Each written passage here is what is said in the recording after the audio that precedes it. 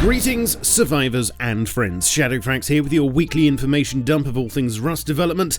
But before that, I have to tell you something. It's been over a year, can you believe it, since I uploaded the Rust backstory. And it's fair to say a few new bits and bobs have been inserted into Rust since. Well, this very Saturday, the 4th of May, Star Wars Day, you're going to get a fresh new slice of backstory on this channel. Nearly 20 minutes of pure, hot, compressed facts and logic. Plenty of time to eat a pie in. So make sure you've got one. I'll be uploading the Rust Backstory 2019 edition somewhere between 6 and 7 PM UK time, and I'll be answering as many comments as I can for the first hour or two. But if you don't trust YouTube to notify you when it goes live, then you can follow me on the social media of your choice. Links in the pinned comment below. See you there. Right, so it was the forced wipe this week, but a smaller patch than usual. Perhaps you can blame all the holiday opportunities in May for that, but whatever. No excavator monument for you this month, so enjoy the extra space to build bases whilst you can. I think next month, though, we can definitely expect it. There were quite a few bug fixes and tweaks which you will have heard all about if you've been watching the channel, but I think the change you'll notice the most this month is with the hunting bow. Gone is the iconic design that we've known since very early times, and in comes something that now looks like a recurve bow with the added benefit of being extremely skinnable. And yes, the first 2 skins are already available on the store.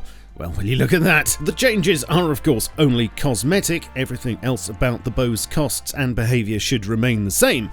However, there were a couple of changes to arrows, namely bone and high velocity. Bone arrows have a larger radius, so they're even easier to hit people with. They also travel faster and cost less. For instance, you'll now get 3 for 2 when crafting them.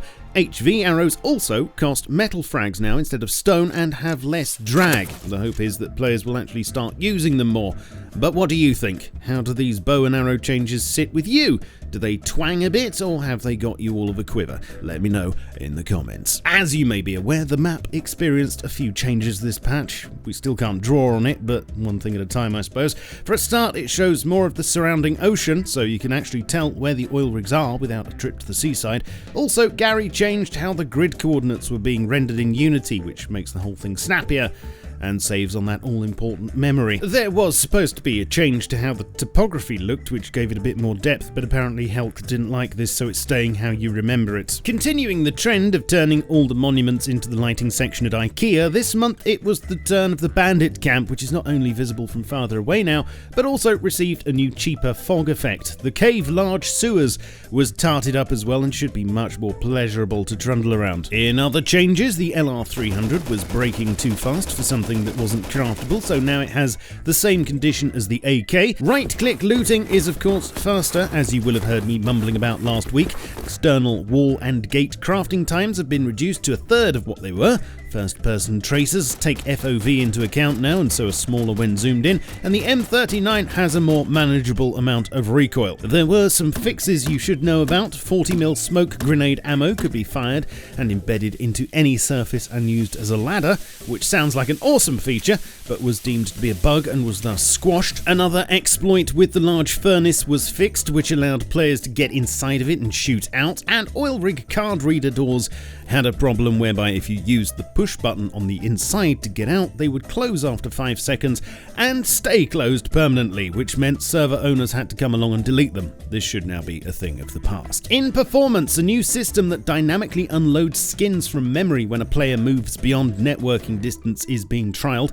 It's enabled by default at the moment for any clients with less than 10 gig of RAM. It does mean though that skins have to be reloaded into memory when the skinned items come back into view, so it may or may not be kept. You can turn it off and on with the item skin unload convar in the console, but please note it will revert to the default setting when you restart the game at the moment. In another attempt to optimize skins, if the icon of a skin is displayed in the inventory or crafting menu, then only the icon will be loaded into memory instead of the whole skin. with the full texture assets being reserved on a need-to-load basis, and this should again help with that oh-so-precious memory. Talking of which, there has been a problem for a while with some new skins each week missing their icons. The story behind why this is happening is a long one apparently, but all skins that have been released up until last week should now be fixed, and a permanent solution is being tested on staging now, so all being well, you shouldn't have to fumble around too much more. As well as this, moves are being made for double doors to finally be skinnable, as you may have heard, and after a bit of jiggery-pokery to get things running stable, the latest version of Unity, 2019.1, is going to start being tested on the staging branch next week. So if you want to try that out, then you know where to go. Also, and this could be slightly sad news if you're part of the niche crowd that uses Linux, an internal debate is currently happening to decide whether or not to continue supporting Rust on the platform. A decision hasn't been made yet, but the issue is larger than just Rust, and I'd recommend you read the explanation on the dev blog if you're one of the special few.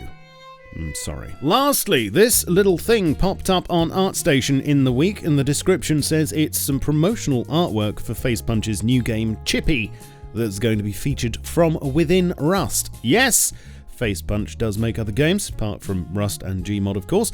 We had the Clatter helmet slotted in recently for anyone who owns that, and now it looks like another crossover is on the way. Details are thin on the ground, but I'm hoping this will allow for an actual game within the game and be akin to an abandoned project that Facepunch had, which let you wander around an arcade and play on the various cabinets. Whether it'll be available at a monument or be a player-crafted item, I don't know. Will you be able to charge scrap and roleplay as an arcade owner? Haven't got a clue, but stay tuned and I'll give you the one-up when I get it. You're up to date now, and if you enjoyed the experience, then I'd welcome your like and subscription. Also, that bell needs ringing, especially if you want to know when I upload the backstory. But why leave things to chance/YouTube? Follow me on Twitter, Facebook, Discord, and my Steam group too.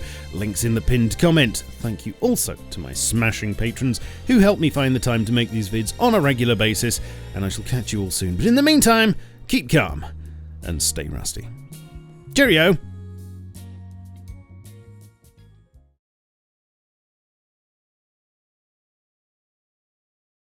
Watch the backstory and bring pie.